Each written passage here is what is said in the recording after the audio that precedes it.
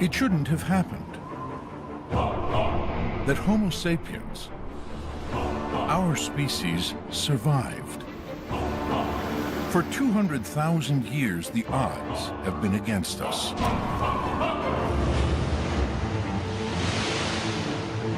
We're not indestructible.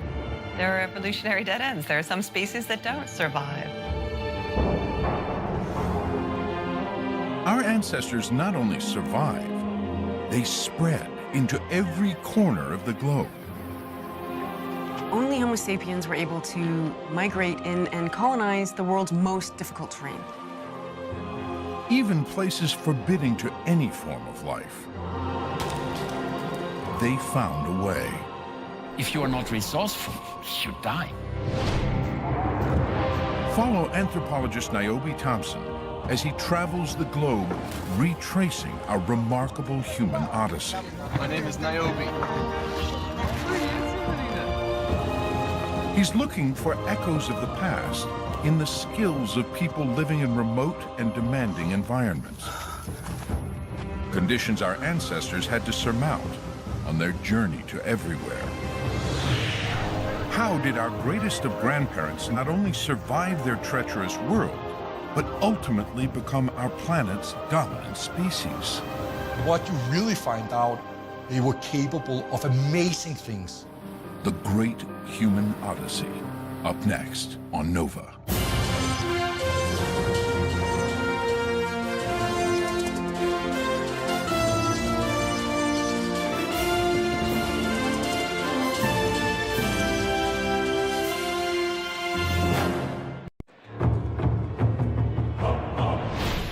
Our species, Homo sapiens.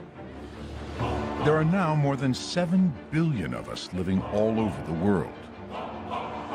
In every nook and cranny, on every continent, in places where the living is easy and where it is harsh and unforgiving.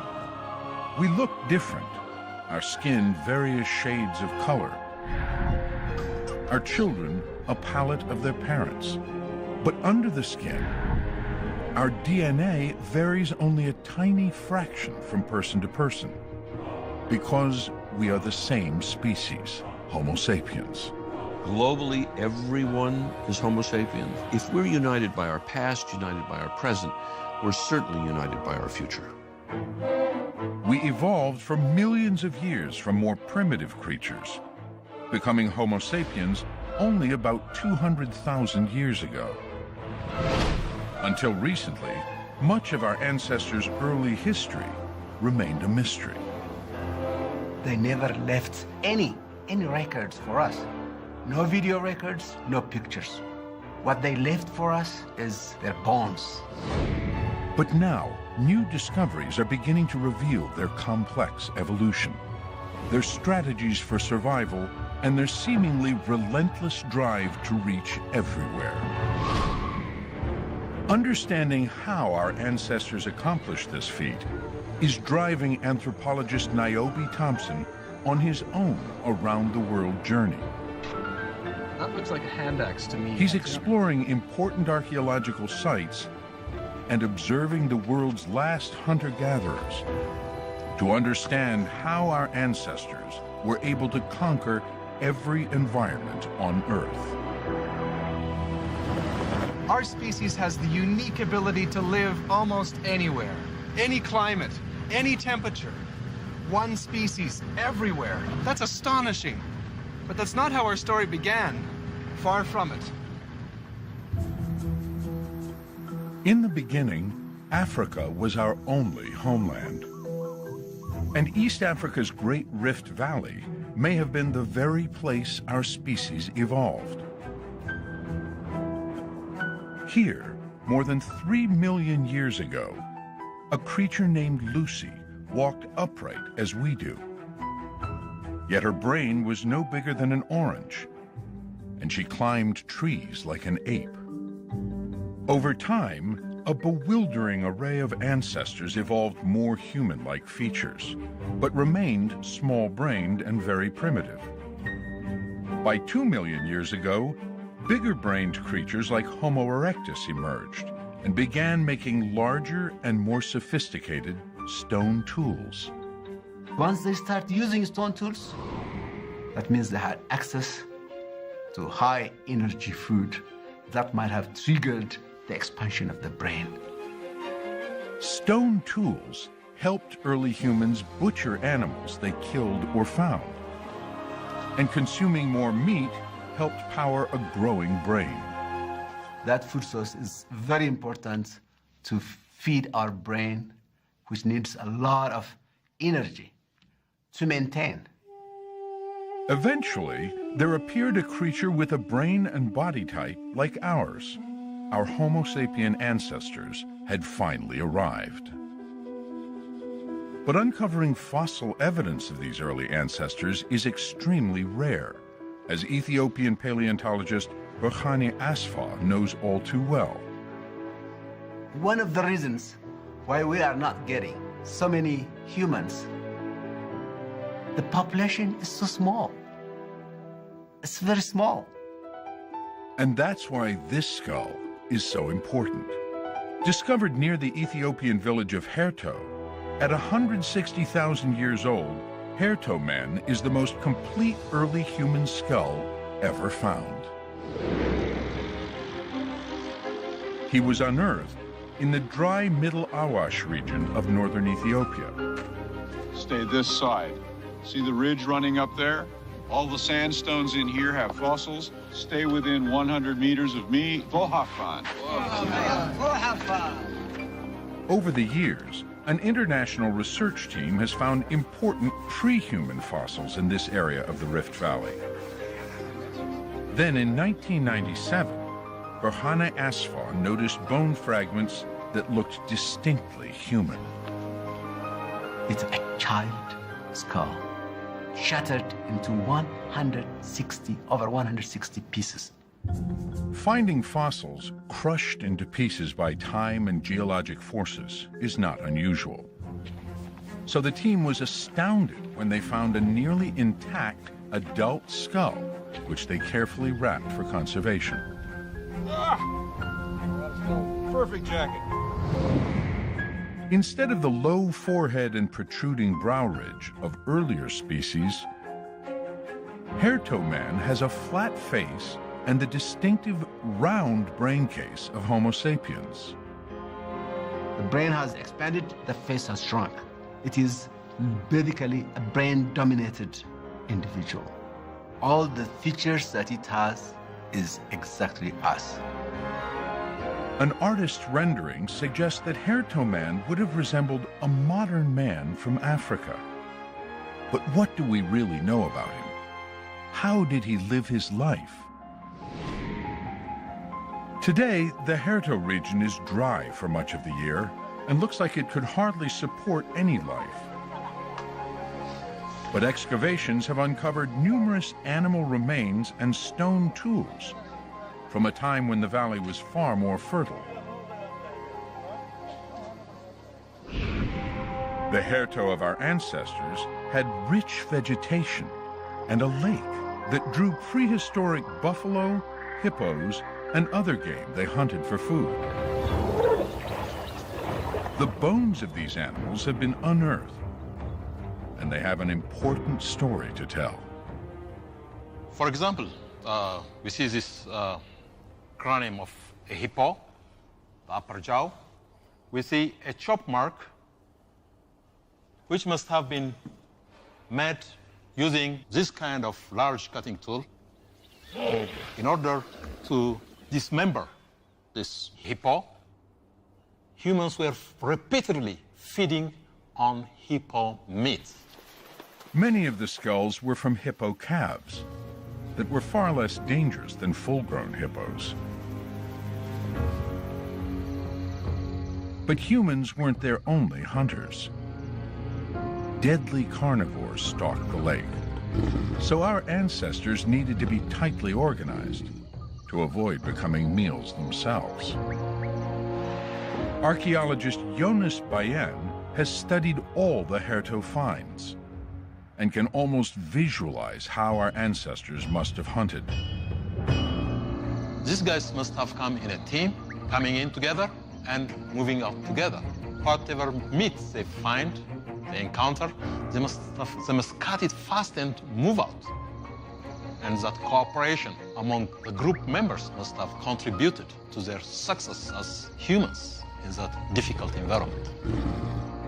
Hair-toe tools were more versatile than previous types. Different sizes and sharpness for precision and power. Somebody who makes such kind of tool has an organized brain, hunting together, acting together. And it is that social behavior, social culture, which pushed us, evolve to what we are now. By 150,000 years ago, our ancestors were living a precarious existence in small bands of hunter-gatherers, scattered across the African continent. 100,000 years later, they are still hunter-gatherers, but now they're on their way to becoming the most dominant species on Earth. How did this remarkable transformation come about? We have a problem of understanding the power of our own species. Physical powers, and especially the mental powers, that is what we have to understand. We are an incredible construction, Homo sapiens. But we almost didn't make it. Throughout the years of our ancestors' emergence, there were severe climate changes. Large swaths of Africa became bone dry, forcing animals and people to seek more fertile ground. How did our ancestors survive these environmental crises?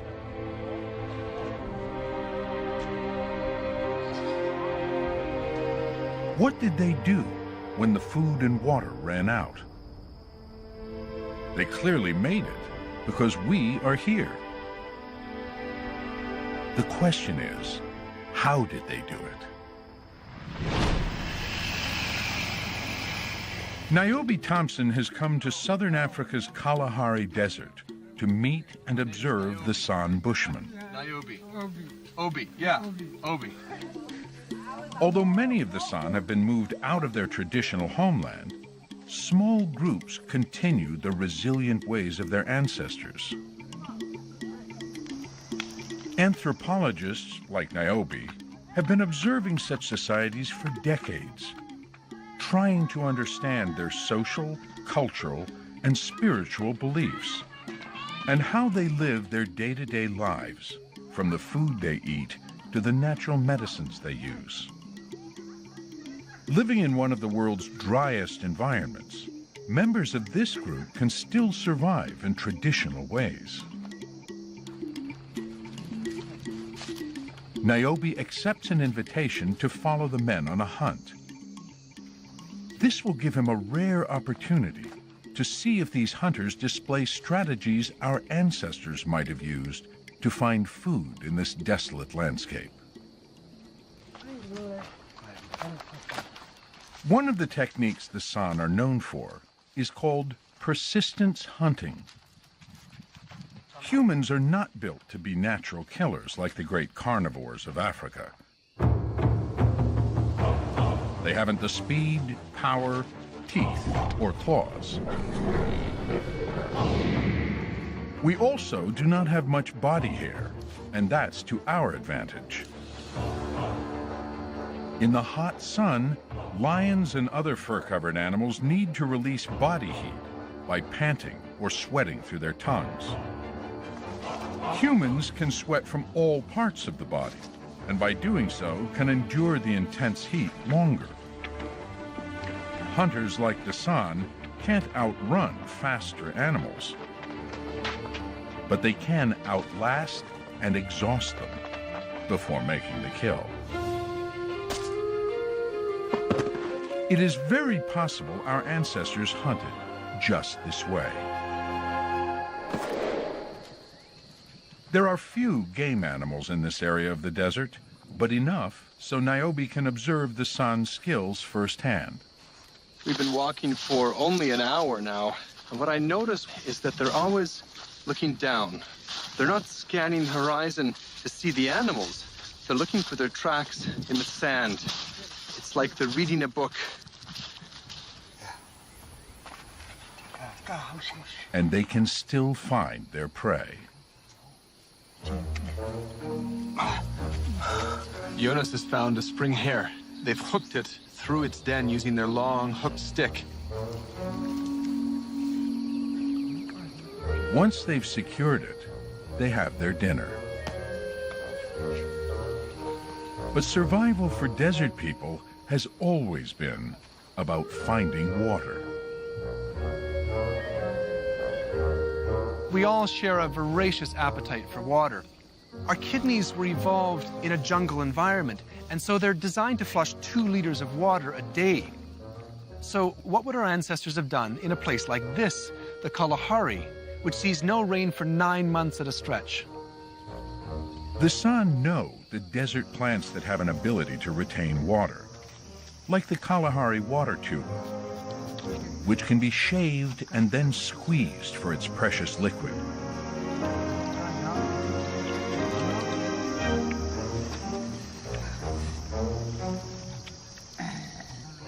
Wherever and however they find water, the San know how to store it in ostrich egg sip wells for even drier times.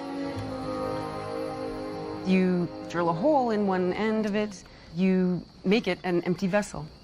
And if you find a water source, you can easily fill up these ostrich eggshells. And so if you're able to carry around a large number of these ostrich eggshell flasks, you have a constant source of water.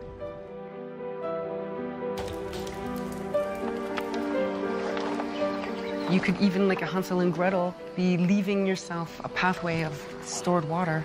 Then who knows how far you could travel. Archaeologists have unearthed fragments of ostrich egg sip wells from 100,000 years ago. So the San are indeed using an ancient technology borrowed from the past. I think this is one of the most remarkable hallmarks of our amazing brains, is that we can easily come up with innovations to move into these extreme environments. Niobe returns to the village, where women are milling mungungo nuts into a tasty paste. Like wild game, nuts and berries were also the food of our ancestors.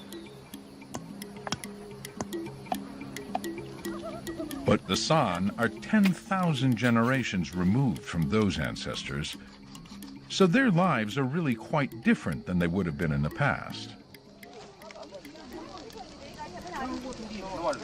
These desert people have clearly retained the kind of adaptability our ancestors must have possessed to survive in such dry environments.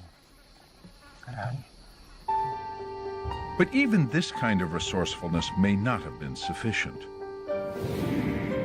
For there were times when drought became so extreme, parts of Africa turned virtually unsustainable for human life. So in times of great aridity, human populations with their need for water would have just disappeared from large areas of the landscape and shrunk back to the places where they could survive. Where the drying rivers and disappearing grasslands of the interior made life virtually impossible, some of our ancestors began searching for a place that could sustain them, and they found it by the sea.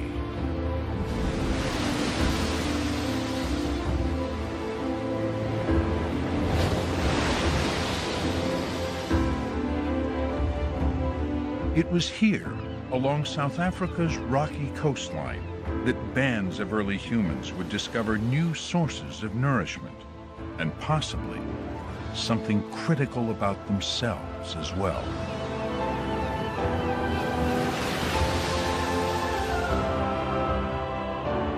High up in this cliff face, in a cave near Pinnacle Point, Archaeologists are uncovering evidence that around 100,000 years ago, early humans found refuge here, and perhaps ideal conditions for an unprecedented expansion of the human mind.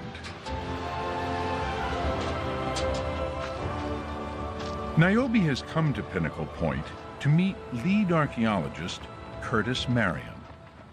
I thought that coastal life would be a refuge primarily because the sea is still productive.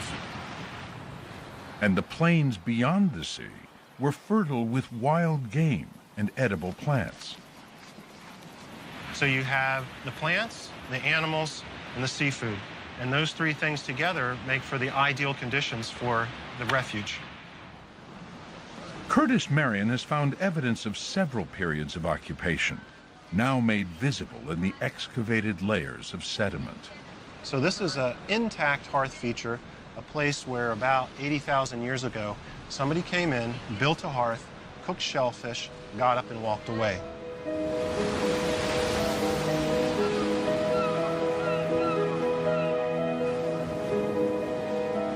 The sea was a bountiful resource for fish and shellfish, both nutrient-rich foods for the mind as well as body.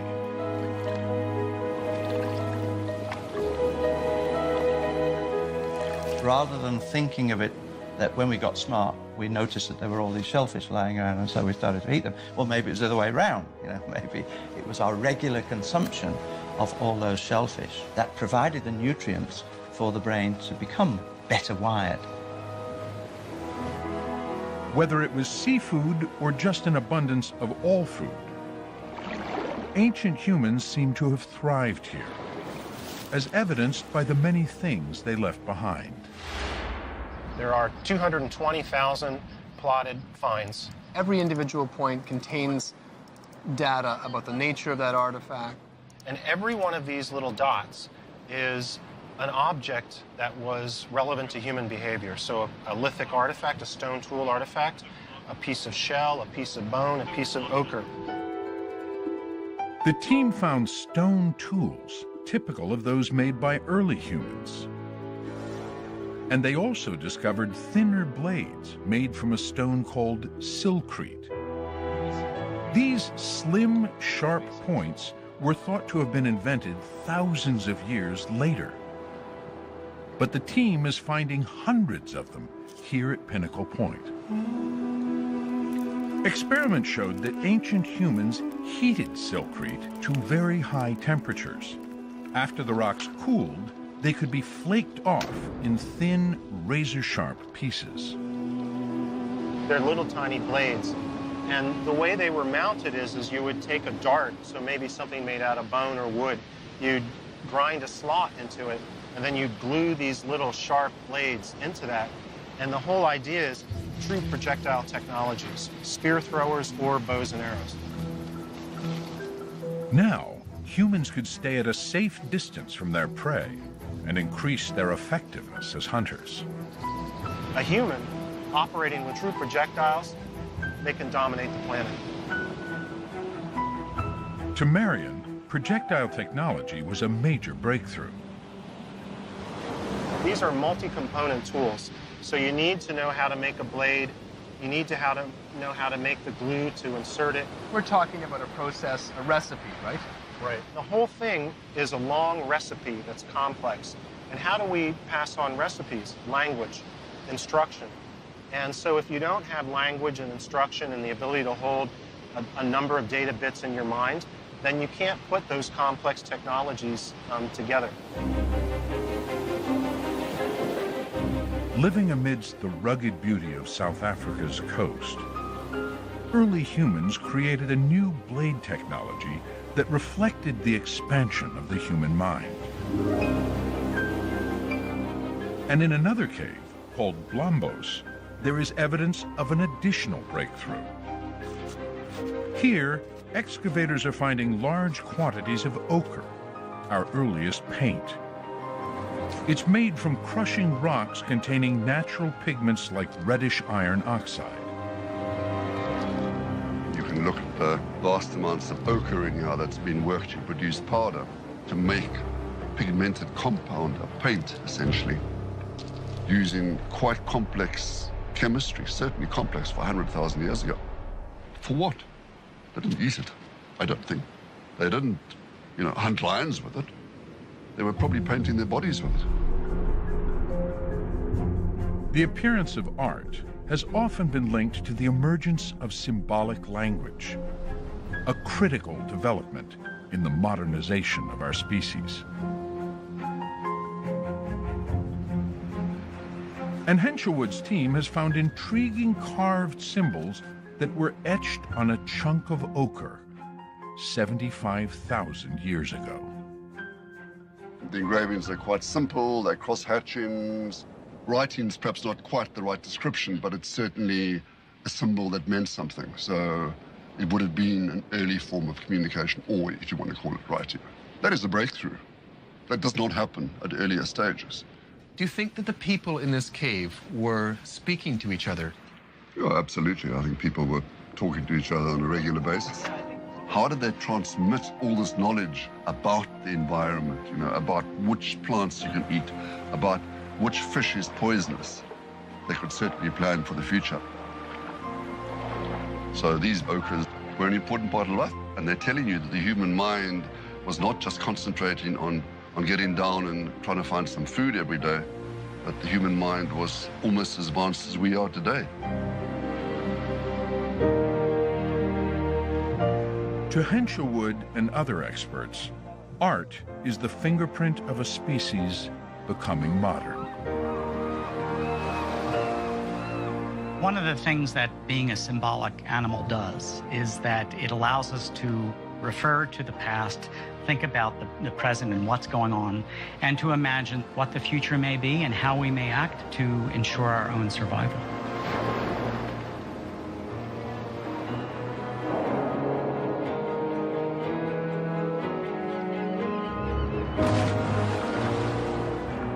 To ensure their survival, did humans begin seeking more nourishment from places they had never been before? There is evidence that the South African cave dwellers were eating fish and shellfish that lived deeper in the ocean.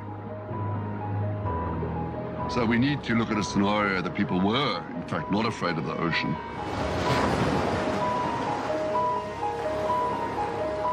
You would start off with probably the near shore, but over time we can see that they're also going for deep water species like abalone. Abalone are not easy to find unless the water is really, really low. So the possibility is that people could go into the water, they could dive, but you need to go under the water to get those shellfish. If our ancient ancestors became deep-sea divers, how exactly did they do it? One clue may lie with hunter-gatherers today, who, like the San Bushmen, could give us a glimpse into the past. Niobe has come to remote Tawi-Tawi in the southern Philippines to observe the bajau.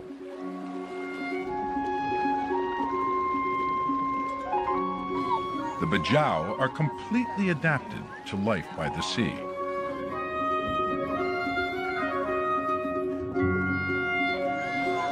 Their children are taught to swim almost from the moment they are born.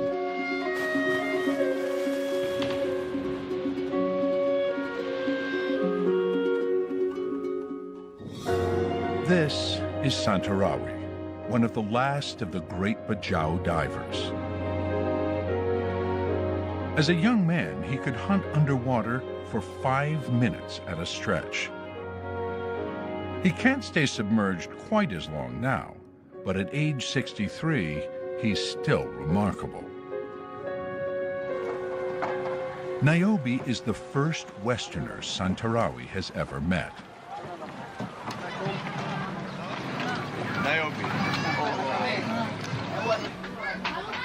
But the old diver has agreed to take Niobe deep into the sea to show him his skills. Bang niya kasusahan no talaw kamarem tahik aku bahala sabay kau mea maapo panduan ta kamarem tahik. Thank you to go down there. Good.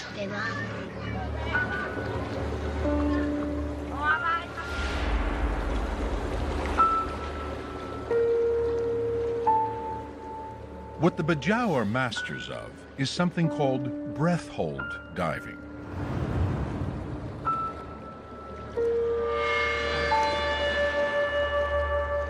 To observe them firsthand, Niobe has trained a long time for this day.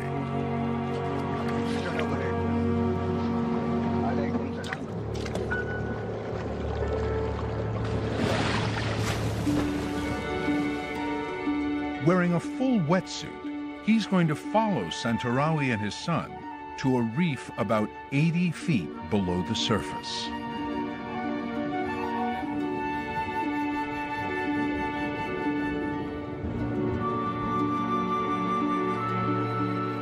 At this depth, a body no longer floats. The hunters can walk atop the coral.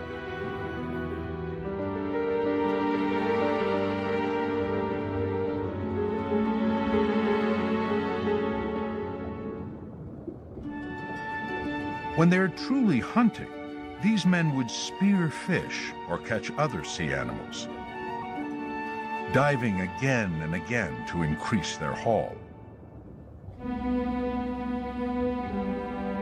After 2 minutes, Niobe is desperate for air.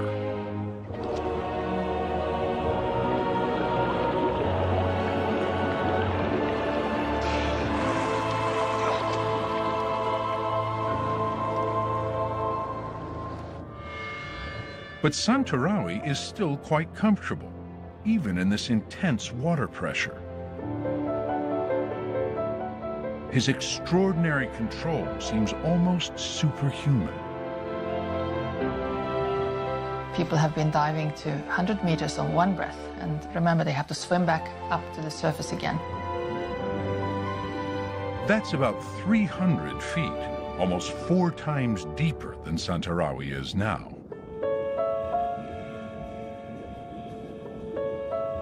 Very, very few terrestrial animals, I think probably none, could do that.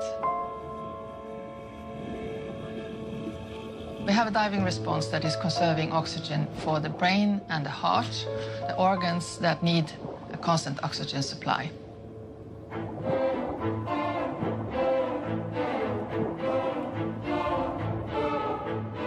It's difficult to understand why we are so good divers if we were not forced by evolution to learn this.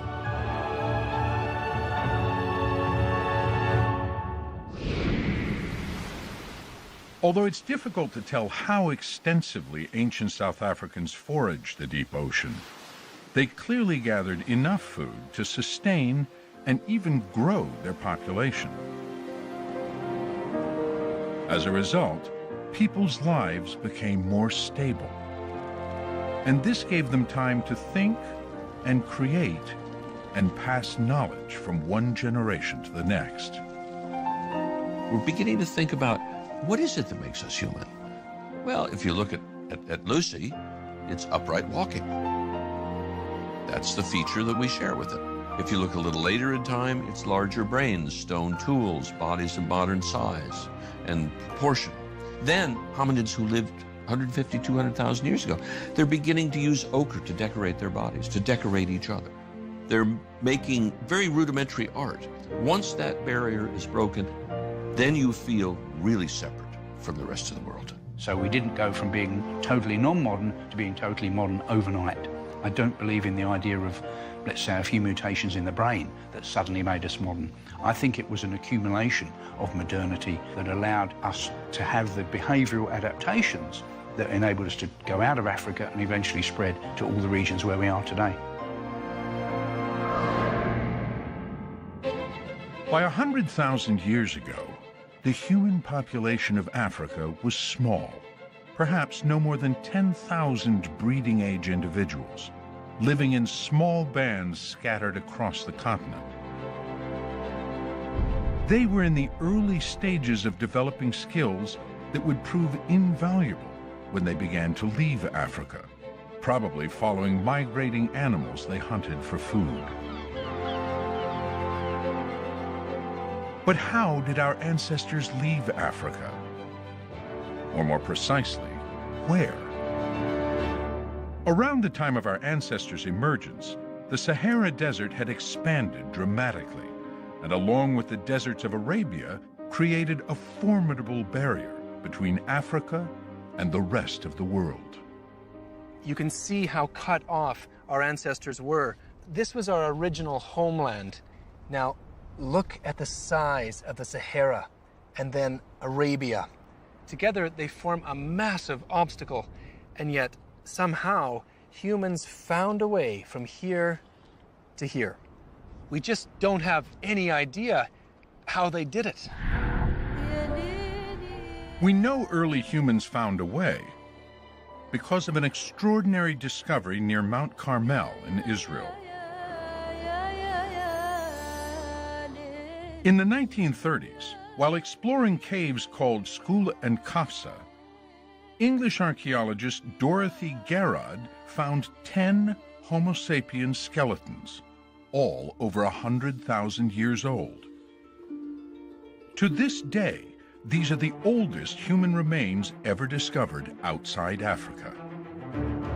But how did these people solve the challenge of the Sahara and reach the Middle East? Could they have followed the Nile River Valley north across the desert?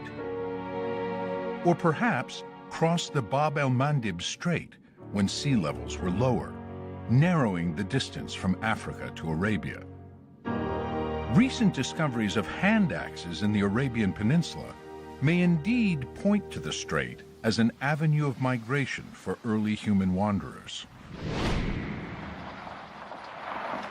One of those discoveries occurred here at Jebel Faya, an ancient settlement site not far from Dubai.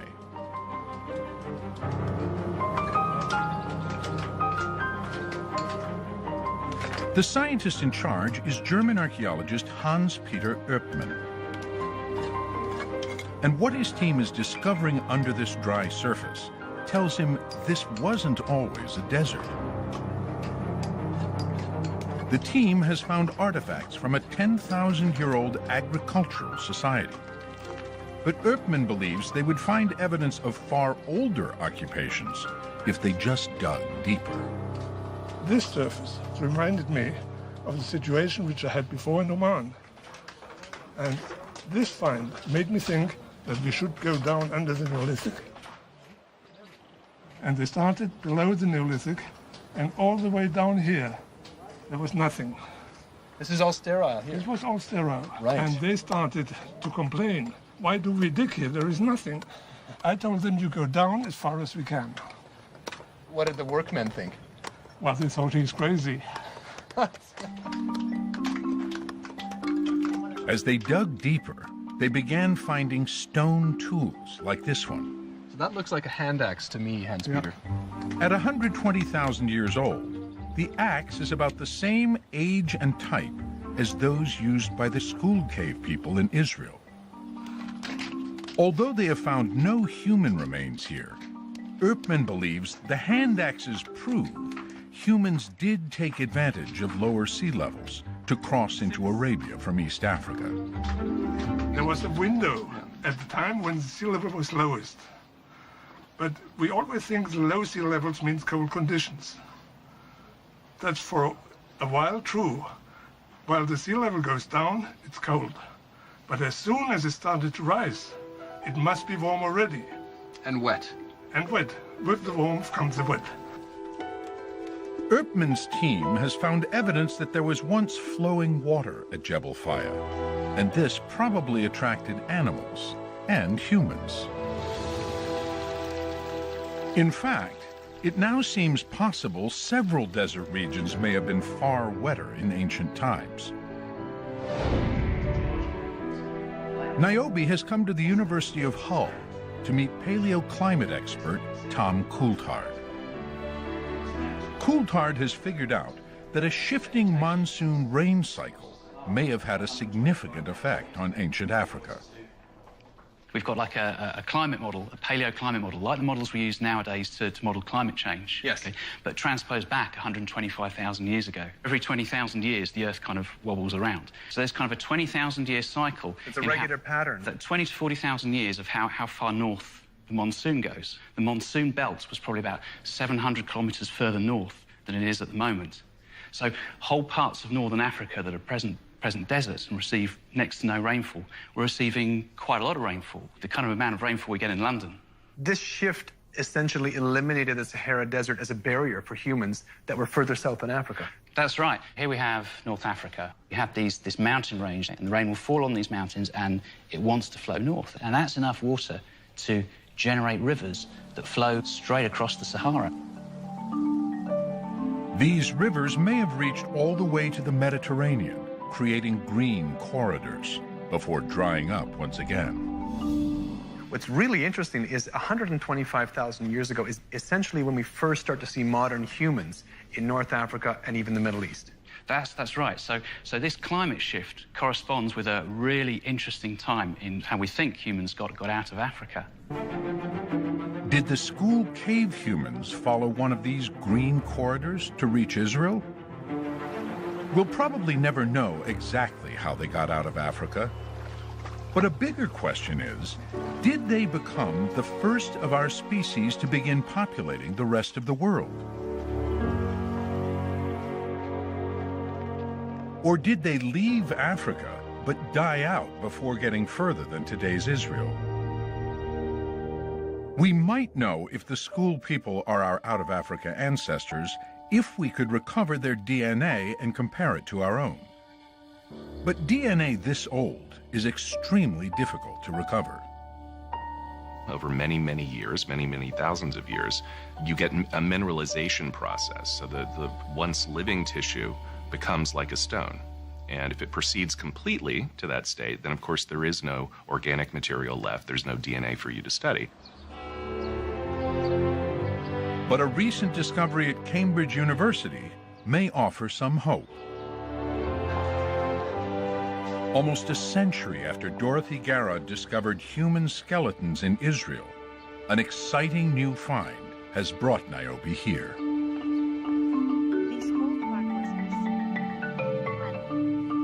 Looking through the collections, anthropologist Marta Lahr found an old tobacco tin that once belonged to Garrod. Very smooth. Is that this actually? And among the bits and pieces, she found an intact tooth.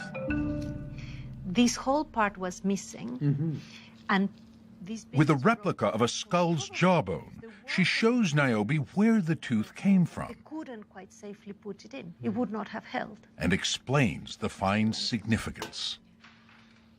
At the moment, to be certain from archaeology or anthropology, when modern people first left Africa. But a tooth in good condition can sometimes yield DNA when old bones cannot. And if they got DNA, they might just solve the mystery of the school people. Imagine if we get genetics out of this. Lahr has sent the tooth to this man. He's Danish geneticist Eske Villesø, who's made a formidable reputation for decoding ancient DNA. Everyone's genome contains an evolutionary history written in DNA, which is comprised of 4 chemical compounds, abbreviated as A, T, G, and C.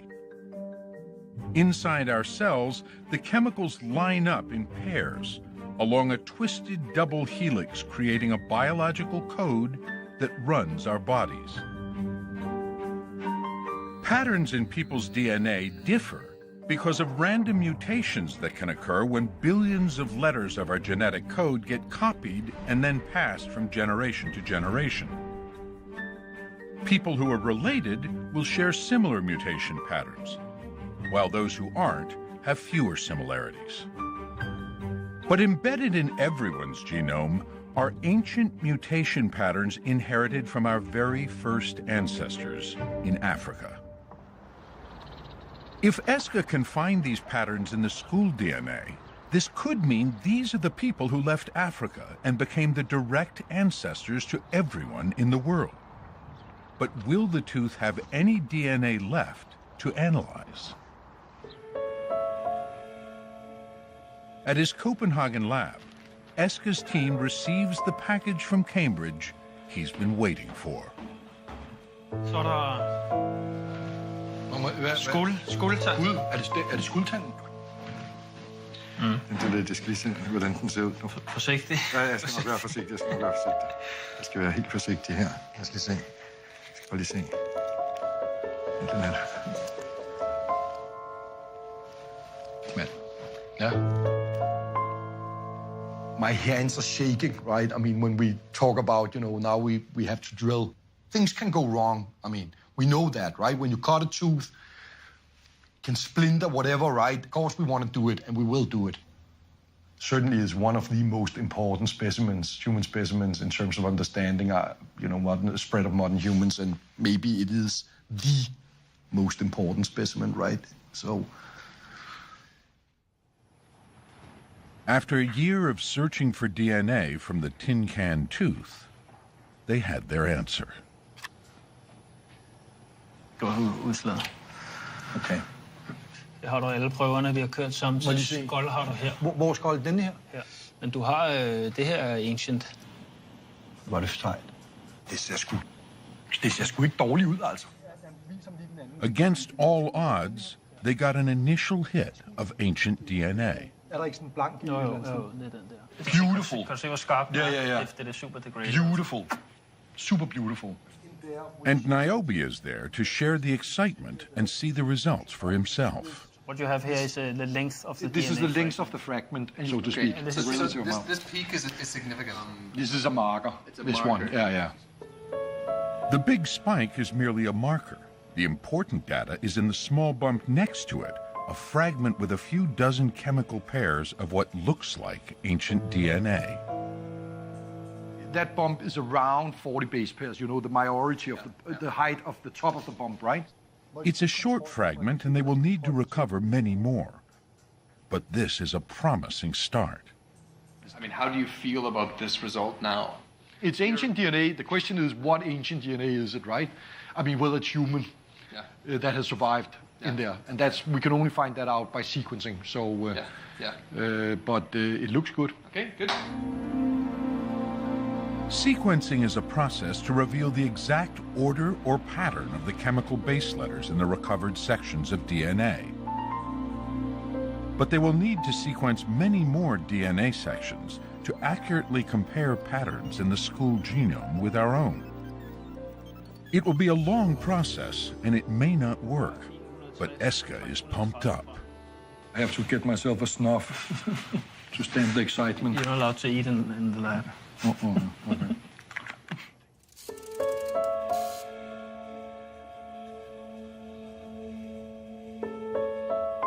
But 10 months later, the excitement has vanished.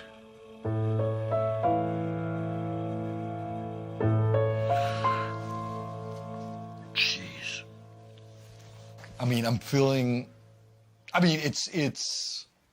it's pretty disappointing. I mean, I'll give you that. We could see that the fragmentation of skull was just, of the DNA in skull was just severe. And it's so fragmented that you cannot map it uniquely in the human genome. But Eska's not prepared to give up. Even though the chance is not that high, but there's still a chance, I think it's worth struggling until at least there's no more hope. And Eska does not stay dejected for long. He's already working on another ancient sample from a different part of the world. And this time, he may just crack it. Although the genetic relationship of the school people to us remains elusive, to experts like Burhani Asfar, they are not a mystery. He believes migrations like the school people have been occurring for millions of years. It's not only one time that these early humans moved out of Africa. They've been doing it continuously. Like 2 million years ago, there might have been multiple groups or populations moved into Europe and Asia. Whenever conditions change, and these prehistoric people, they are not sentimentally attached to one place. They always follow their food. Then as they are following their food, before they know it, they are far from their place where they used to be. When Homo sapiens began leaving Africa about 100,000 years ago, they were actually following in the footsteps of more primitive species that had begun migrating over 1 million years ago. By 700,000 years ago, one of these early bands had reached well into Europe and Asia. And by 500,000 years ago, they had spawned 2 human-like species. A group called Denisovans and a robust people called the Neanderthals. Homo sapiens would not evolve until about 200,000 years ago. There is genetic evidence of contact among all 3 species. But the most momentous encounter seems to have been between humans and Neanderthals in the lands of today's Europe. Humans entering Europe about 50,000 years ago found a landscape far different than their African homeland. It was colder, but had bountiful forests, numerous lakes and rivers, a land teeming with wildlife,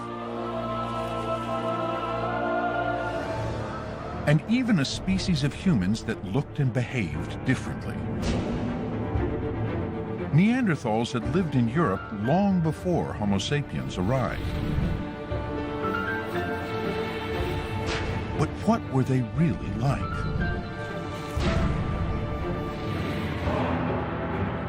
For years, they were depicted as primitive, ape-like and unintelligent. But this turns out to be a very misleading picture.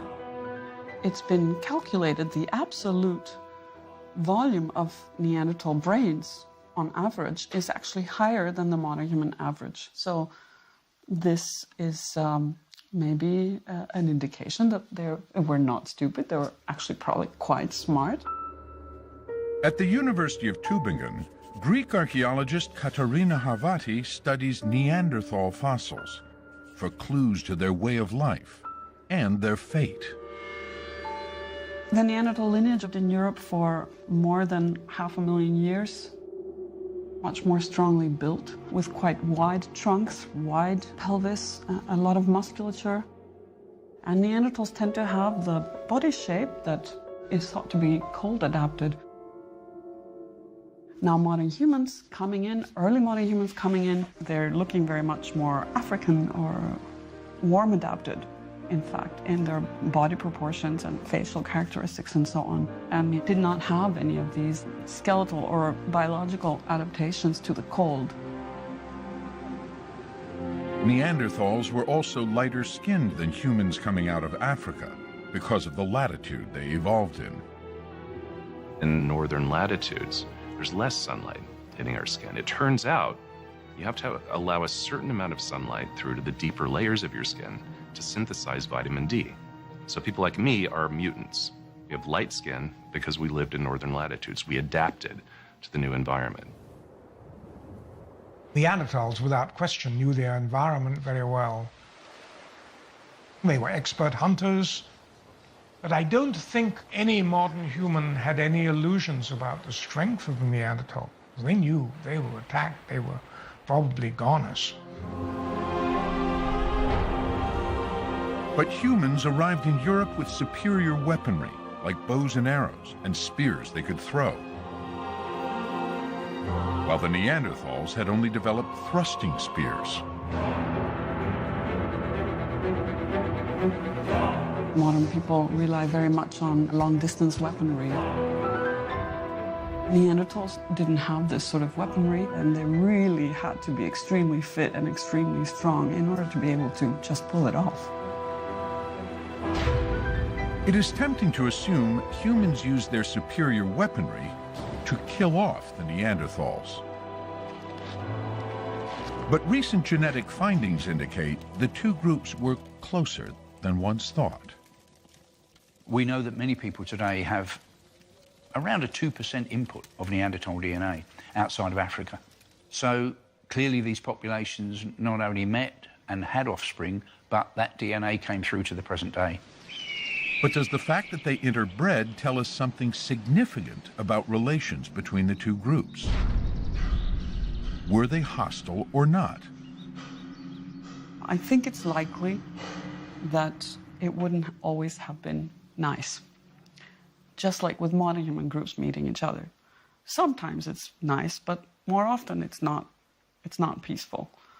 And it involves different degrees of violence, different degrees of assimilation, different degrees of cooperation, and different degrees of just avoiding each other. But if we didn't kill them off, why did Neanderthals go extinct while our Homo sapien ancestors survived? And can modern archaeology shed light on this enduring mystery? There are mountain caves in southern Germany that were once occupied by Neanderthals, abandoned, and then reoccupied by Homo sapiens, creating a kind of lab experiment for archaeologist Nick Connard to compare the two cultures. He's been unearthing artifacts from each occupation and gives Niobe an insight into his discoveries and how he's interpreting those finds. The last Neanderthal occupation is about here. Starting here, we have modern humans. And what's interesting is when we look at the material culture that the modern humans made and compare it to the material culture that the Neanderthals made, the difference is like day and night. We find essentially no symbolic artifacts with the Neanderthals, and we find the whole spectrum of every imaginable kind of symbolic artifacts as soon as we get to the period with modern humans.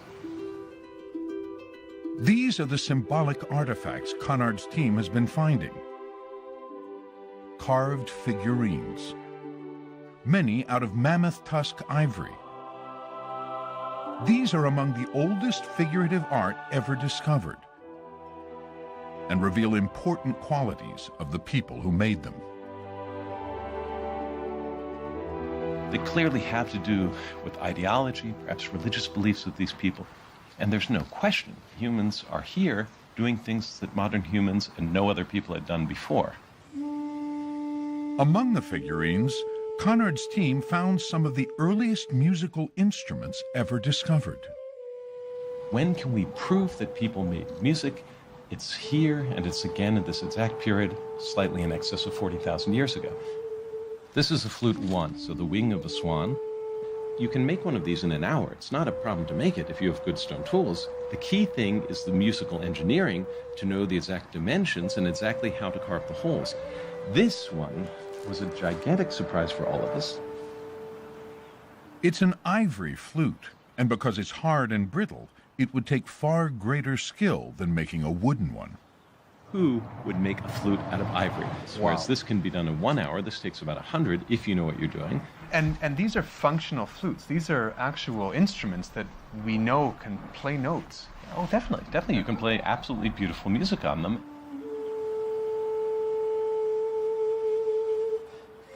Was music, in your view, an important part of keeping a society together? Oh, absolutely. I think all of these symbolic artifacts were the glue that held society together. The likelihood that music was played in the caves is 100%. The likelihood that stories were told, that ideas were exchanged, that social interaction was taking place here, in my opinion, is essentially certain. To the humans who settled in Europe, music and art became the building blocks of a shared culture the Neanderthals may have lacked. What humans brought with them was imagination. What they brought with them were views of the landscape, of trees, of animals, which were alive. We're the wise people. That's why we're called Homo sapiens. Sapiens means wise. We plan, we think, we imagine, we innovate, and had an ability to communicate that was unimaginable to the Neanderthals. Just how much different Neanderthals were from Homo sapiens remains controversial. But both species would be put to the test by the onset of sudden periods of intense cold, signs that a new ice age was coming.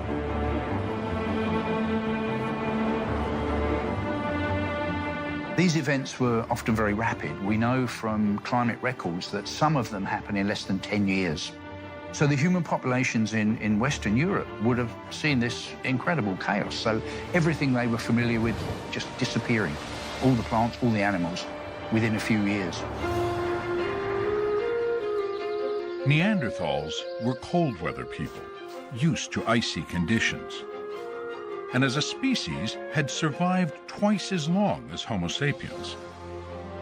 But at the end of this deepest of freezes, it was Neanderthals, not Homo sapiens, that stood on the brink of extinction.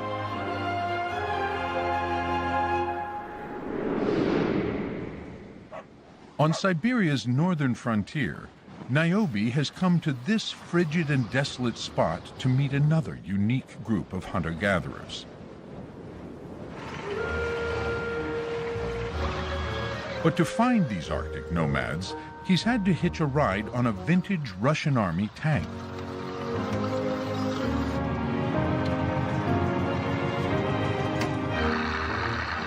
This relic of the Cold War is one of the few vehicles capable of plowing through snow and ice to reach one of the world's most unique cultures, the Chukchi reindeer herders. The Chukchi live seasonally, part of the year in settled villages, and the other in the cold, open plain with their reindeer. Niobe has visited the Chukchi before and speaks to them in Russian.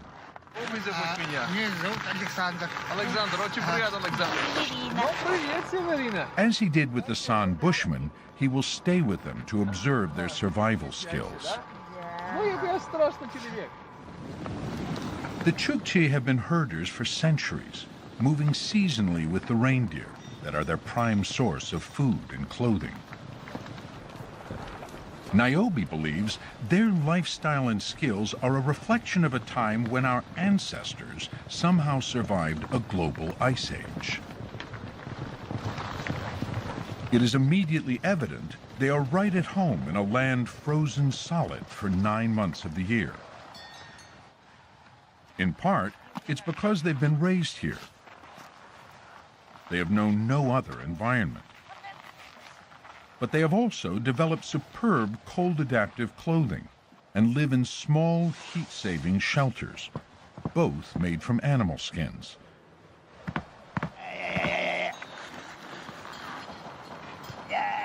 Temperatures here can drop below -40 degrees.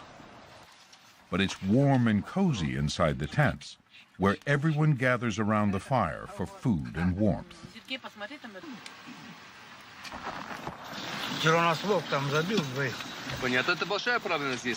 Niobe is one of the few Westerners to have spent time with the Chukchi. Another is Cambridge anthropologist Piers Vitebsky, who lived with the Siberian nomads and explains their ruggedness in simple terms. How can you put it into words for me? I suppose the key is you don't have to see the cold as an obstruction or an enemy. Cold actually makes the landscape easier to handle. You can travel immense distances. On a sledge in winter, you can travel hundreds of miles in just a few days. Then there's the food. When you kill animals, the land becomes a gigantic open-air deep freeze.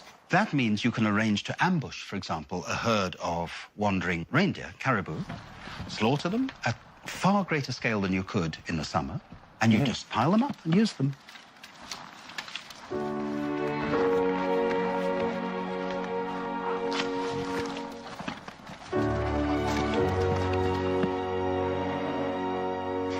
A herder's life is unrelenting.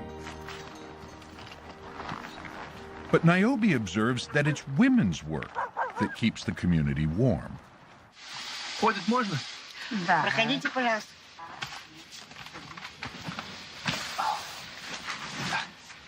Точи штаны. Хорошо. Да. Paulina is making a pair of reindeer fur pants for her husband Sasha. To live in the far north, it takes a mastery of fur clothing, and these women have it. It's understanding how that fur changes through the year and then wearing the appropriate hide at the appropriate time that is the genius of this technology. Most of us see an Arctic environment as utterly hostile and is very dangerous to survival. I think the key trick is to imitate the animals, because we are a hairless animal, and all the other animals around us in the cold are very hairy. What you have to do is you have to take their fur and put it all over your own body. There are boots in Siberia that are made directly from the shin fur of reindeer. So there's an inner boot, and that's short fur because it's taken from a reindeer killed in July. Summer fur. In summer, so their fur is their least, because they're actually trying to lose heat all the time. Because they hate heat. That's what the antlers are doing too. They're a kind of radiator. Yeah. And then, over that, you have an outer boot, which is made from fur killed in November, when it's at its thickest. And even your sleeping bag is made the same way.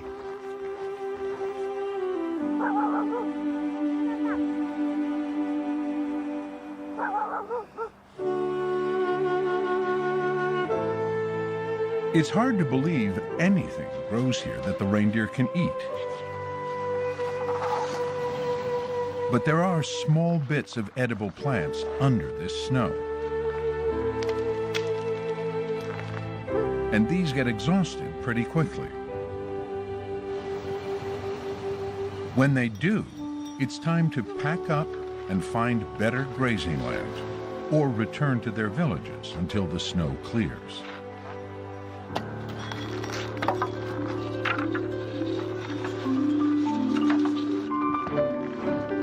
For the reindeer and their keepers, this cycle of seasonal migration makes life possible.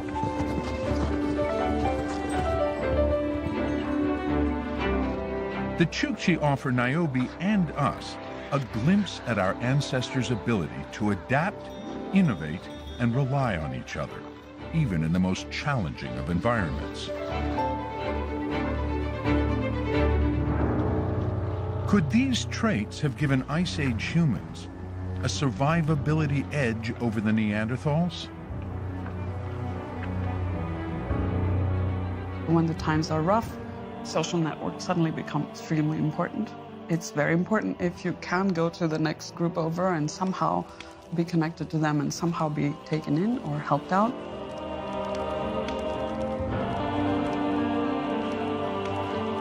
Homo sapiens may have had another advantage. Like the Chukchi, they carefully crafted cold weather clothing. Clothing was one of the most important innovations brought into Europe by modern humans.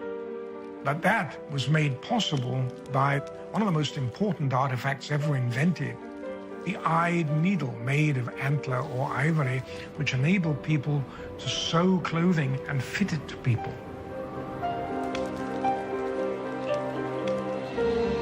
But perhaps the simplest explanation for our ancestors' survivability may be their greater numbers.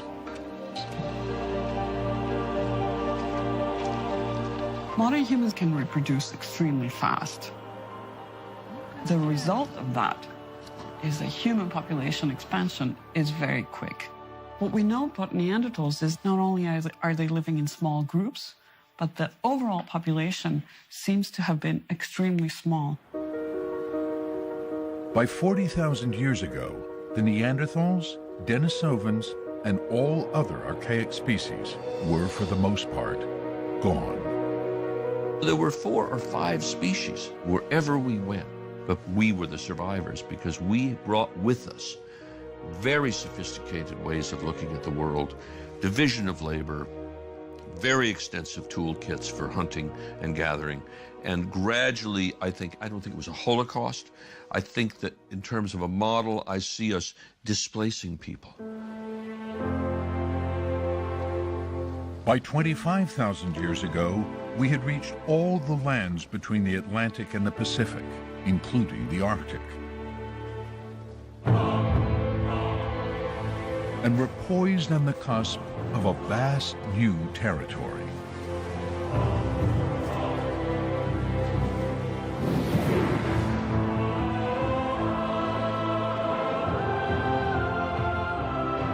By now, the last great ice age had reached its peak, and the world became even colder.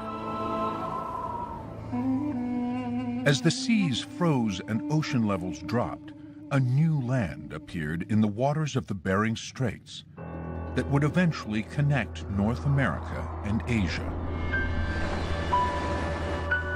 This land called Beringia would last at least 10,000 years, and for long stretches may have looked like the cold, rocky landscape of today's far eastern Siberia. Here, another Arctic people, the Yupik, live off the land, or in this case, the sea. And they travel over and through the icy waters in another echo from the past, the skin boat Umiak. When the sea freezes solid, people can walk or sled across the ice. But when the ice breaks up, the Umiak is light enough to carry and sturdy enough to row, a perfect Beringian vessel. Making one is a fairly quick operation, and Niobe joins in. Up here in the Arctic, every resource is precious, so all the wood in this frame has probably had several lives already. This could have been a door frame once. Now it's about to go out to sea. When the boat's frame is ready, it's covered with a single walrus skin. Shade so thin, it's almost transparent. What's remarkable about this kind of boat is that every part of it can be found in a completely treeless landscape. Skin, driftwood, and bone.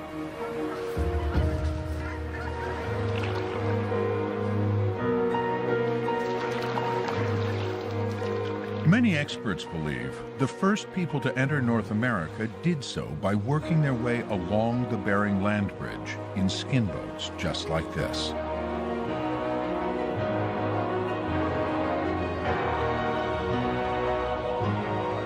They may have even trekked at least part of the way across when ice didn't block their progress.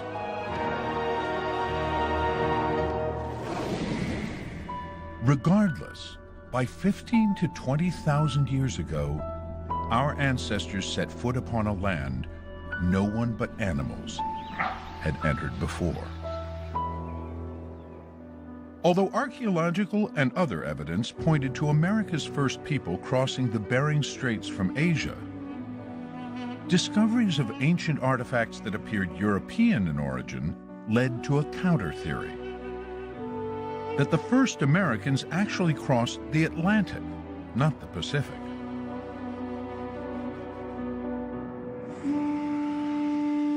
And beyond the scientific findings, many Native Americans believe they are neither Asian nor European. That their people have always been here.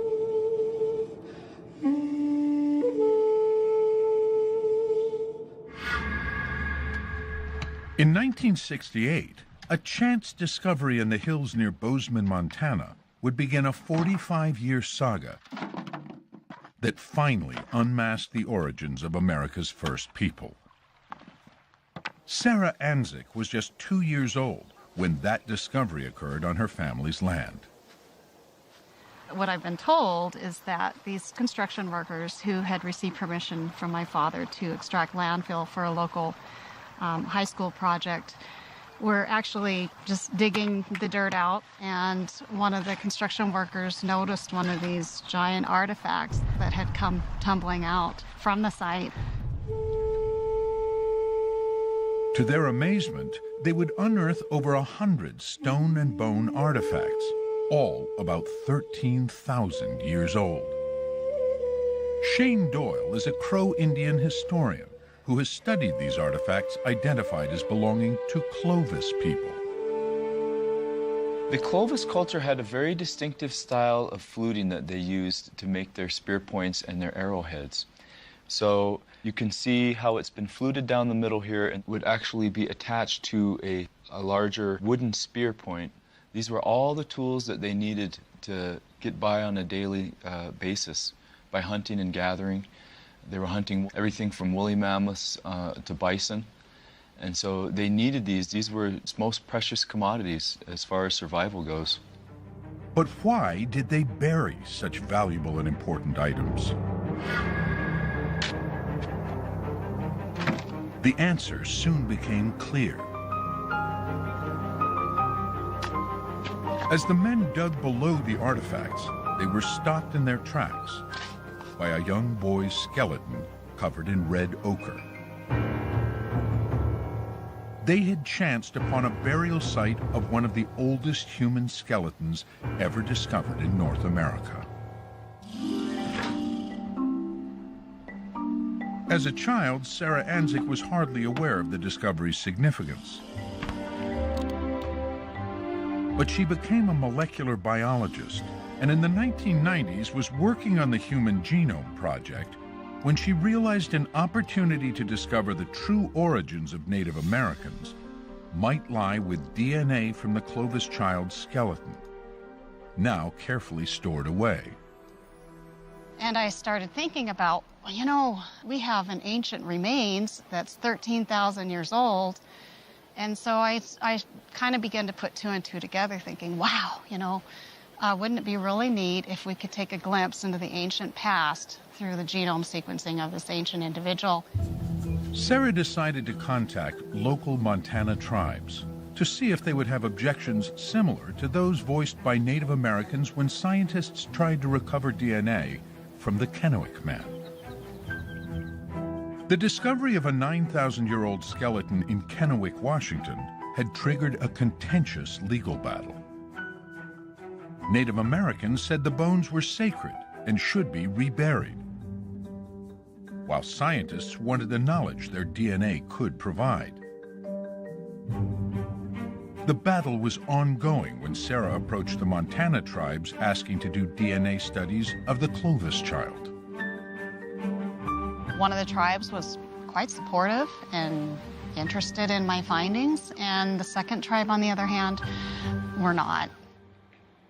Sarah decided to go forward anyway, but she had never worked with ancient DNA, a far more difficult process than sequencing fresh DNA.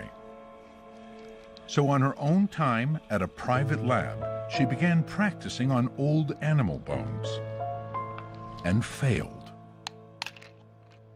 And so at that point, given the challenges and the obstacles and the heated debate with the Kennewick Man, I just put everything aside and took a rest. The hiatus would last 10 years. But in 2009, over in Copenhagen, DNA hunter Eske Villesjø, who had been so disappointed with the school cave tooth results, was asked by Sarah to lead a new effort to recover the genome of what was now being called the Anzik child. The Copenhagen team, with Sarah joining in, went to work.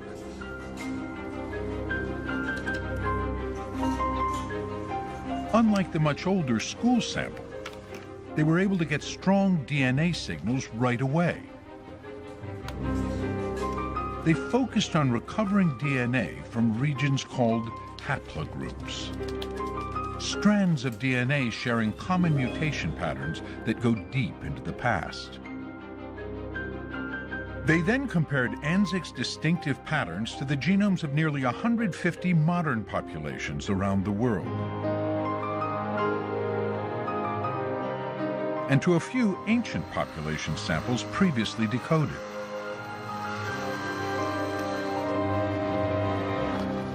It took the team 4 years, but they finally narrowed down exactly where the genes of the Anzik child had come from. These findings were really significant for, one, that they refuted the Solutrean hypothesis, where the first Americans came across the Atlantic and they're European in descent. They're not. As expected, major elements of the Anzac child's genome came from across the Pacific. 1/3 of the boy's genome matched genes from a 24,000-year-old Siberian skeleton. So he's part ancient Siberian. His other genes match those of ancient East Asians. So 2/3 of his genome comes from them. But this specific genetic combination can no longer be found in any living populations west of the Bering Strait, only in living Native Americans east of the strait. So what does this mean? So basically you can almost imagine, you know, these two very distinct groups of people meeting each other, interacting, and you can say the child of those, if you want, is actually, genetically speaking, Native Americans, right? And then the question was, when is this happening? Where is it happening? What we believe is that there was a cross between Eastern Asians and Siberian up in the Bering Strait, and they crossed over the Bering Strait and populated the Americas. So from the edge of the Asian continent, or from the now vanished land of Beringia, the ancestors of the Anzac child came to North America, bearing a genetic signature found nowhere else in the world, and would pass it to generations of Native Americans to come. That would fit with the idea that you see Native Americans as being something genetically completely unique. Back in Montana, Sarah and Eska were nervous about releasing the study's results, wondering what Native American reactions would be. We didn't want to publish without some communication to the local tribes to tell them of our findings, because we didn't want them hearing about this for the first time through a publication. They invited Crow historian Shane Doyle to the discovery site to assess his reaction to the study and their findings. It feels really good. We met him at the Anzac site, and he knew nothing about this, what we have found, and he became extremely emotional.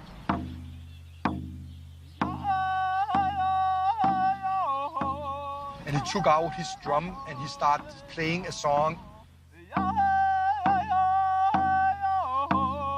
I was really overwhelmed with emotion. The results show that American Indians are from America. We don't come from any place else. Nowhere else in the world is there Native American DNA except for the Americas. But Shane told them the tribes would now want the child reburied. We understand that the study's been made and we can't go back in time now. And so I think you should put the boy back. He's given us all this information, and now it's time to return the favor and put him back where his parents left him, where his grandparents shed tears for him, and it's just the right thing to do. On a rainy fall day, representatives of various local tribes joined in the solemn ceremony to return this special child, their most ancient relative, to his original resting place. Initially, Sarah and Eska had misgivings about Shane's request to rebury remains that would be lost to science forever. I had a huge conflict. I had a scientific community who was telling me how important this was. And then I also had the Native American communities who were also very passionate about seeing this child go back to his resting place. It had been a long and emotional struggle for Sarah Anzac. But in the end, she did what she always knew she would. From the first day that I set eyes on these remains, I always felt like it had a story to tell, you know? And I just felt like it was important that this child had the chance to tell his story. And as it turns out, the child called Anzac is far more significant than anyone could have imagined. Close to 80% of all living Native Americans carry his genome. And that percentage is even higher in Central and South America.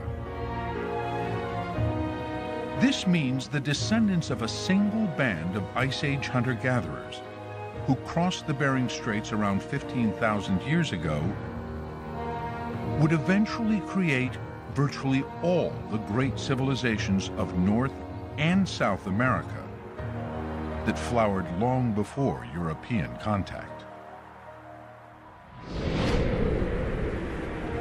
By 5,000 years ago, there was just one frontier left for humans to conquer: the mighty Pacific.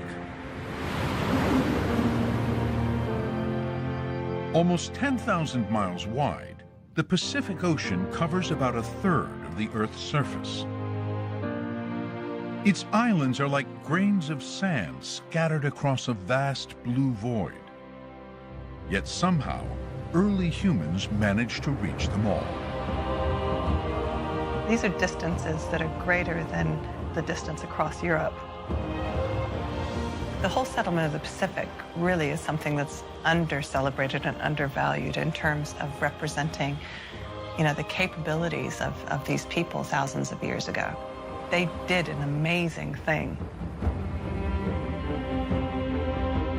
In the 18th century, when England's Captain Cook arrived in the Hawaiian Islands, he found people he called Polynesians had been there long before him. How was this possible? Cook needed navigational charts and full-masted ships to reach the middle of the Pacific, while Polynesians had less sophisticated-looking boats and sailed with no charts. So how did they reach specks of land in the middle of a 10,000-mile-wide ocean? Some experts believe the first people to reach Pacific Islands drifted on crude boats pushed by trade winds that blew west from South America. This theory of accidental drift originated with Thor Heyerdahl, a visionary Norwegian explorer. In 1947, Heyerdahl and a small crew set off from Peru to prove his theory. The men built a balsa wood craft called Kon-Tiki and just drifted westward on the currents. After 101 days, they crashed into a reef off a tiny island in the South Pacific. Luckily, no one drowned. It was an extraordinary adventure that embedded in the public imagination the idea that humans from South America settled the Pacific. But was Heyerdahl correct?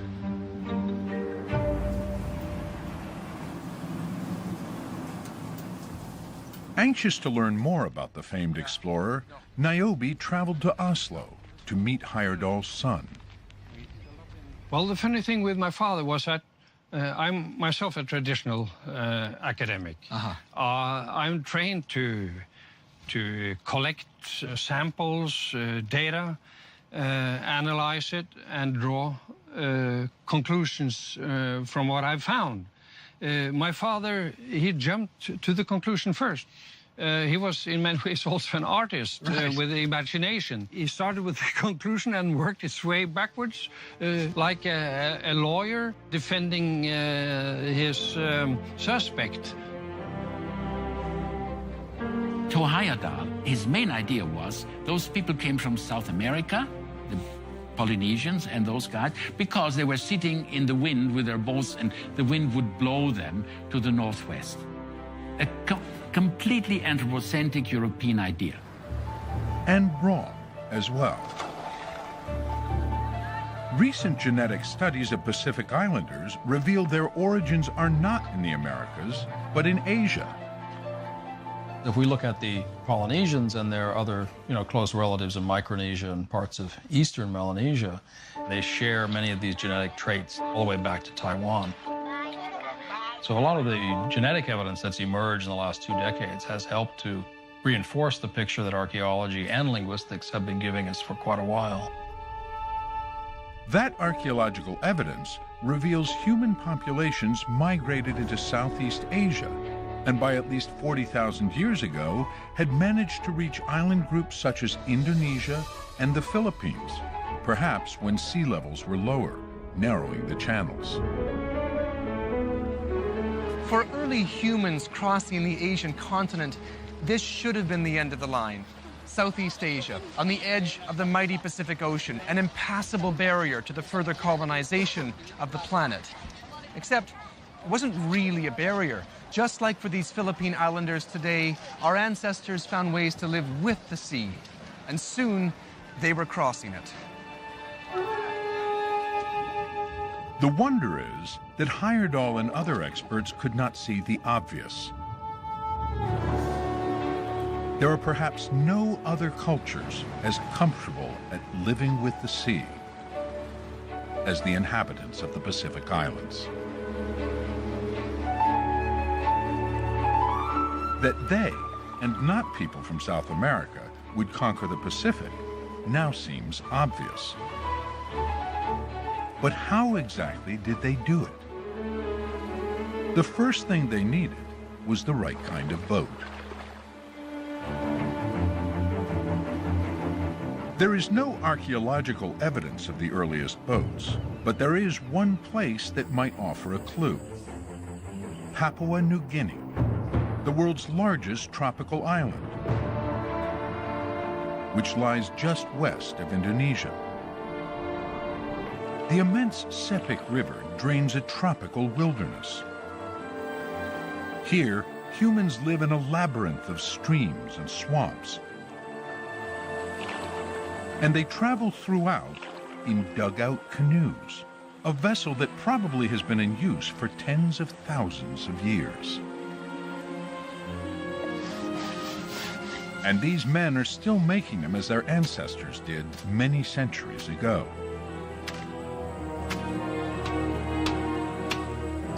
How long does it take to adze out a canoe like this? It takes 1 week. Who's the carpenter of this boat? That's my elder brother.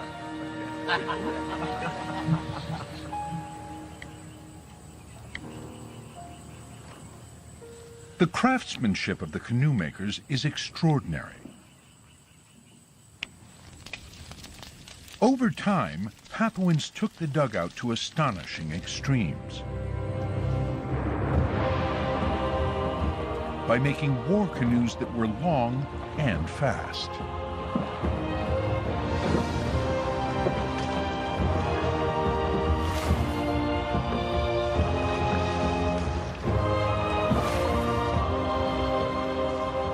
The Papuans have very long dugouts, and that is a very clever idea because every sailor knows the longer your boat, the faster you travel.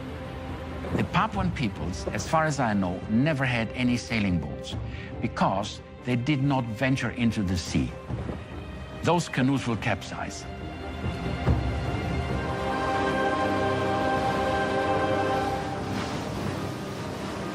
Canoes are best in calm waters, not in ocean waves.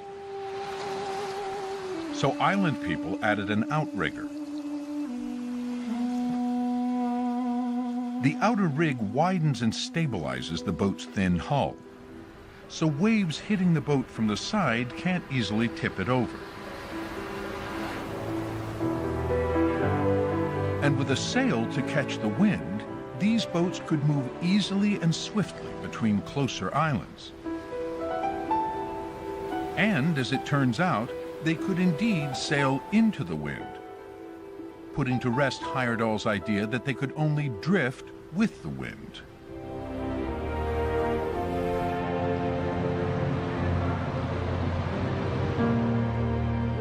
Wind tunnel tests on a model of an ancient Polynesian vessel clearly demonstrate they could tack, which is how sailboats sail into the wind. As sailors head into the wind, they steer the boat from one diagonal direction to the opposite diagonal. Crossing the sails over allows the wind to push the boat forward on a zigzag path, something every modern sailor knows.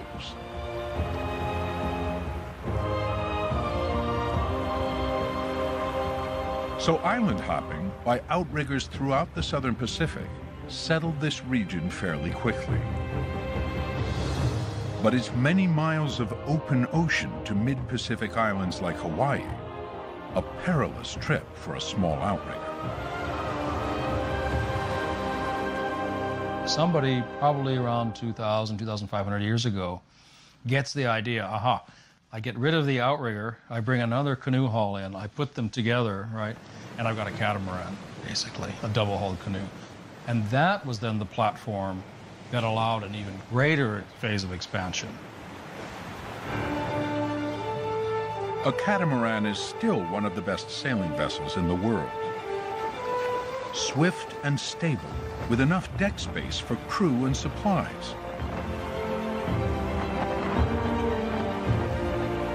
This double-hulled replica of an early Polynesian catamaran, called the Hokulea, is certainly sturdy enough for long ocean voyages.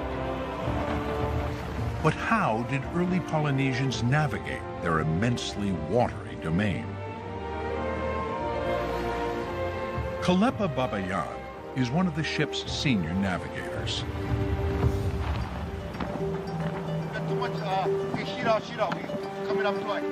He sails the Pacific without charts, GPS, or instrumentation of any kind, just as his ancestors once did.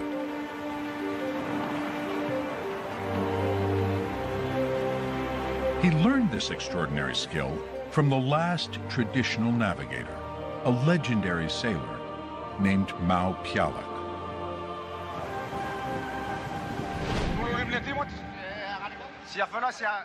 Now deceased, Mao was living on a remote island in Micronesia when director Sam Lowe captured him on film.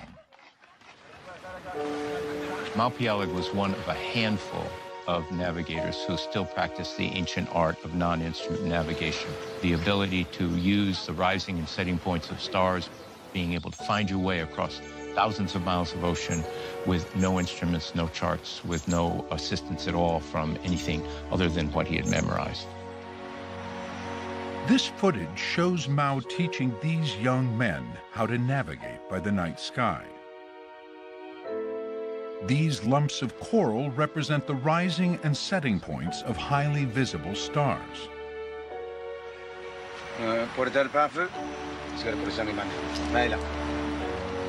The star called Mylab, the Big Bird, is the first to rise in the east and the first to set in the west, defining two compass points. Since the axis of the Earth always points north, toward the North Star, by memorizing the position of the other rising and setting stars, the navigators always know where they are.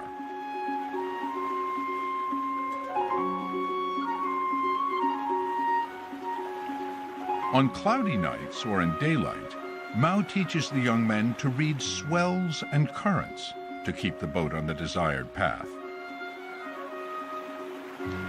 These are timeless navigational skills that enabled their ancestors to master the mighty Pacific.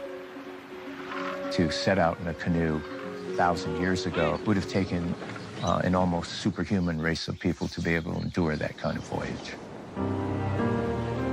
The ocean was always their road. Going to sea for a sea people is one of the most natural things that you can do. With astonishing navigational expertise, Pacific Islanders moved swiftly and systematically across the ocean. From islands east of Indonesia, beginning about 3,000 years ago, they moved east, south, and north, settling one island after another, finally reaching Hawaii, probably around 1200 AD. To Lisa Matiso-Smith, this is nothing less than extraordinary. What it tells us, this instantaneous kind of dispersal and continuous successful settlement from that point onwards, is that these people knew what they were doing. These people were prepared. They know where they're going, and they know what they need to survive when they get there. They did an amazing thing, you know, in being able to navigate. And I think we're beginning to value that and recognize that skill.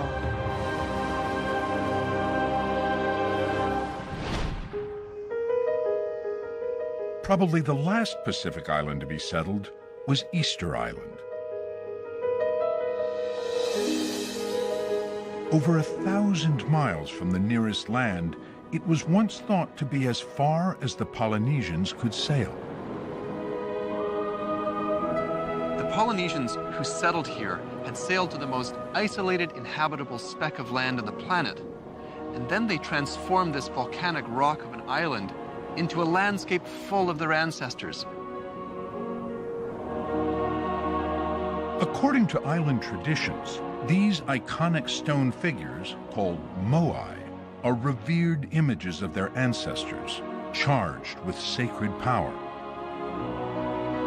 At the height of the statue-building cult, several thousand people lived on the small island.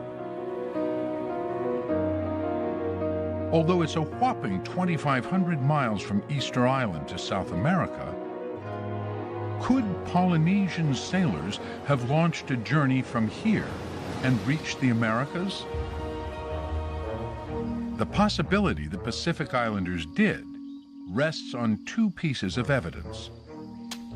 First, the ordinary sweet potato. And the sweet potato, there's no doubt, it's a plant that was domesticated in Peru in South America, but it was in Polynesia when Europeans arrived. And we know that it was in East Polynesia. We have archaeological charred remains that are dated to about 1,000 years ago. So how did this plant that evolved in South America end up on Pacific Islands thousands of miles away? Somebody got to South America and brought this sweet potato back. That the people who brought it back to the islands were Polynesians rests on a second piece of evidence, recently uncovered in Chile.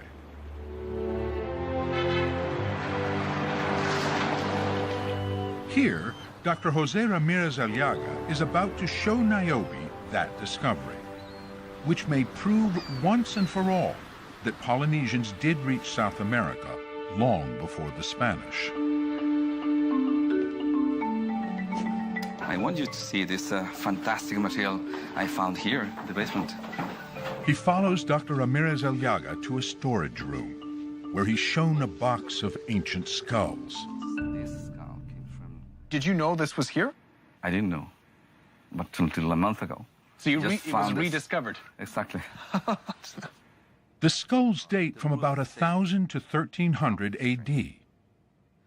They were discovered a century ago on an island off Chile's coast, but were stored away until Ramirez Aliaga found them. He believes the skulls are Polynesian because of their unique shape. Okay. I'll follow you. All right. Follow me.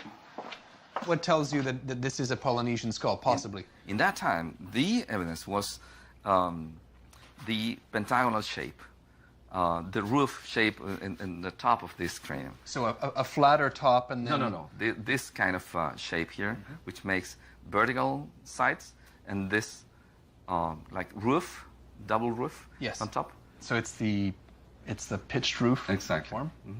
Our skulls in South America, the Mapuche, is round, completely round. So not round like a South American, but pentagonal like a Polynesian, and someone who lived a hard life. This guy has terrible diseases, actually. Where do you see evidence of that? These holes sometimes are related to some anemia. Right. So some kind of a dietary deficit. Yeah, exactly. Another trait which is very interesting is this muscle attachment. Very strong. People who work very hard with the necks. Ah, okay. So carrying things with the neck and... I mean, not carrying, pulling. Pulling. With the head. You know. Right. Terrible. So they have muscles like a bull. Right. From here to the shoulders. Right. Although the Chilean skulls do not definitively prove Polynesians reached South America, coupled with the spread of the sweet potato, the evidence is mounting. I have no doubt that Polynesians made contact with the Americas, and I think, there's strong evidence to support that. If Matiso Smith is right, long before the more celebrated European voyages of discovery, Polynesians and other native people had crossed the entire Pacific shore to shore, and landed on its islands as naturally as seabirds.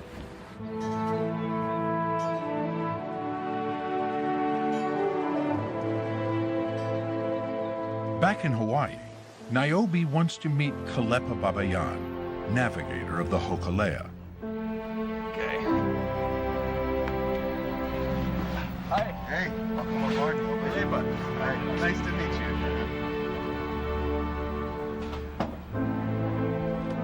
Kalepa was just a teenager when he learned the art of traditional navigation. And now he is preparing himself and his crew for a sea journey far longer than any of his ancestors undertook. They will attempt to circumnavigate the globe. And for most of this epic journey, they will use only the traditional techniques of the master sailors of the Pacific. We have the external compass, which is made up of all the natural clues, the stars rising, stars setting, right? The moon, the planets, all rising from the one horizon. And then the wind and the ocean swells. The wind and the oceanic swells all come from the same horizon. They all come from the east. You just gotta internalize that rhythm and understand what direction they're coming from. We're very competent and very confident navigators. We know the Pacific real well. We know we're not gonna sail off the edge of the earth, so. That's good to know. Navigation is 24 hours a day, 7 days a week. From the time you take the ropes or pull your anchor to the time you arrive at land, you're constantly navigating. You only know where you are by memorizing each and every second where the canoe is traveling. So you've got to be able to internalize the clock of the universe.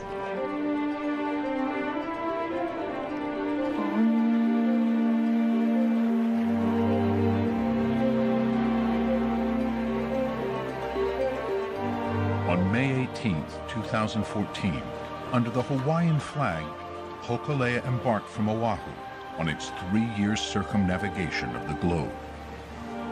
The journey will cover 47,000 nautical miles, with stops at 85 ports in 26 countries. Kalepa's crew will live on this open deck for months at a time. As they prepare the Hokulea, they are also preparing themselves. Of the Hokulea and its crew, this journey will demand everything.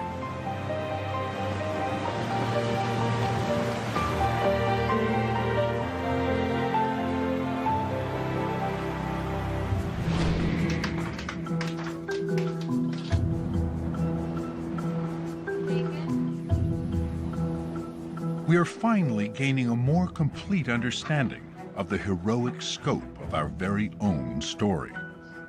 Yeah, but does that fit with this? Every chapter in that story is being enhanced by groundbreaking scientific discoveries all over the world.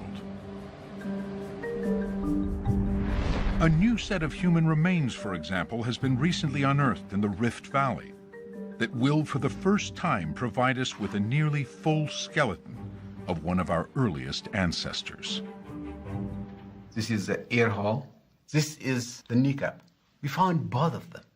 This kind of discovery from head to toe is very rare. Look at this, the elbow. Big guy, very big guy. And with more analysis, these bones could turn out to be among the most important Homo sapien remains ever found. For sure, these are the people who, at about 100,000 years ago, that left Africa and populated the world. From small groups of hunter-gatherers living a precarious existence in Africa, our ancestors would eventually reach every place on Earth.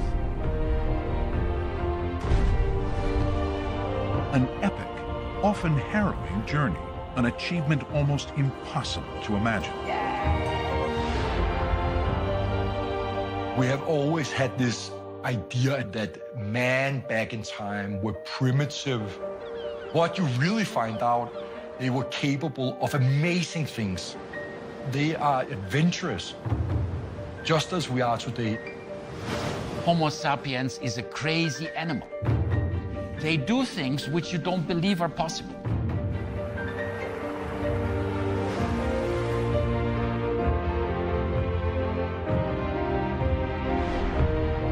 are all related to this early Homo sapien.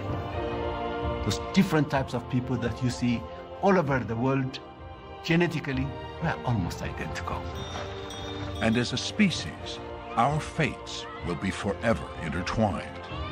We evolved from someone like Lucy, probably, who was very closely tied to the natural world, to a species that all of a sudden is in charge of the Earth, of the globe.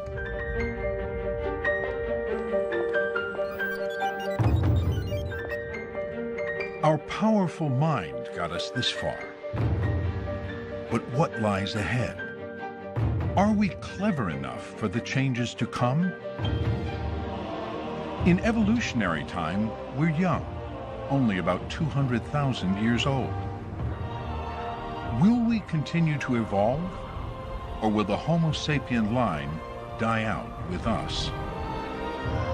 We're the first species on the planet that has ever been aware of the possibility of its own extinction. We're not indestructible. There are evolutionary dead ends. There are some species that don't survive. We are the single most adaptable creature. We can sit on top of a rocket and shoot ourselves into space. We are incredibly adaptable. That is hopefully our salvation. Our salvation could be in our very name, Homo sapiens, a human of the mind.